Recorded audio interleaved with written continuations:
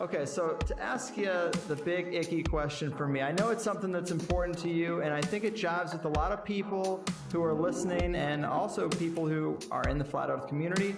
But how has this journey affected your thoughts about life and spirituality and a possible creator? Because this is your most recent presentation is pretty focused on that. It hasn't. Okay, so for me, it really did not change too much because I had already come to the conclusion that man was central to the mystery.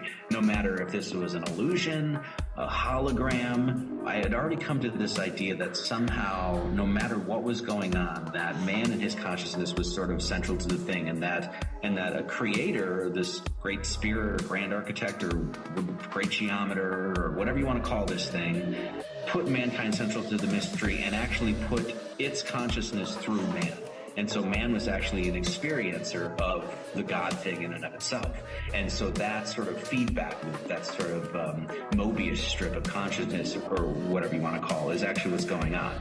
So when the Flat Earth thing came up, not only was it in accord with a lot of what the ancient people had said, it was in accord with what I was already thinking. The only difference was it wasn't saying that, oh no, what we're saying is man is literally central to the entire universe, that literally the landmass that he is standing on and the drama and experience of mankind is central to the whole thing. So I was already there, in that respect. So it didn't really change much spiritually for me, but I know it has helped people spiritually. And there's been a lot of people that have been like, hey, this has helped me understand the creator better. So that's good. I don't know if this is going to help or hurt what I'm doing. It doesn't really matter. I'm just going to keep on doing what I'm doing anyway. But it really hasn't changed my opinions towards a creator at all, because like I said, I was already there. Fair. Yeah. Well, I like getting into the depth of some of the stuff you talked about in that latest presentation. You get into the idea that there is a cohesive message, parallel messages that come through not only nearly all religions, but also the teachings of the Kabbalah, the core beliefs of the main secret societies like Freemasons and the OTO. What is that central message to you? What is that core message about life, consciousness, our origins, that whole thing? The central thing is that man is put on this earth to undergo a great journey, a great quest, that he is put on a path. And ultimately that path is to find something that was hidden within him. And that is the entire reason that the thing was created in and of itself, at least as far as the drama of man is concerned, that God lost itself in its own creation, and that man is put through the test and trials to go through and find that thing. And ultimately that thing is, to put it simply, and not to sound all new agey and shit, but love. One of the things that I talked about in that video, the Flat Earth video, was the weighing of the heart ceremony.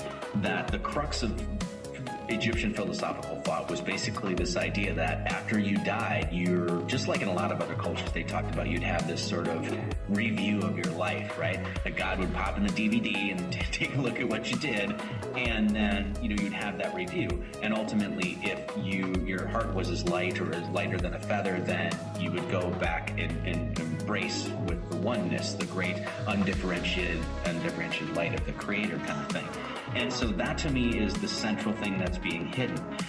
And so when you look at the dark occultists of the world, the people that are manipulating our reality, they're trying to steer you away from that as any way that they can. And that's why you have so much of this appealing to man's lower natures: sex, eating, fighting, fear, all of these sorts of things. These are the things that are like highlighted in our society because it steers you away from that path, which is a path of nobility. It's a spiritual path of morality and ethics, and how much care and compassion you have towards your fellow man, how much love you're bringing to the earth, how much you're inspiring people.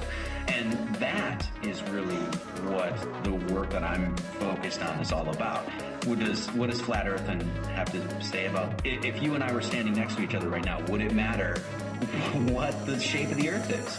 No. Would it flat or round, right? No. What would matter? We'd just, we'd probably just say, hey, we're going to finish smoking this whole bag, and then, but what would matter? How are we following the golden rule? Are we being careful? Do we care for one another? Are we being kind to one another? Are we choosing to coexist even though we have differences? These are the things that matter.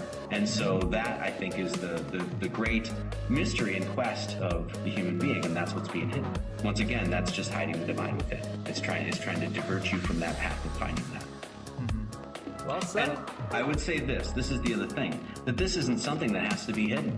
In fact, I think cultures of the past actually taught this stuff to their children, that it was actually a process of growing up, was a process of, like, you couldn't enter the tribe unless you decided, unless you were going to be a man, if you will. You were going to be an upstanding human being. You were going to live nobly and ethically and morally, and you were going to do what was best for the community.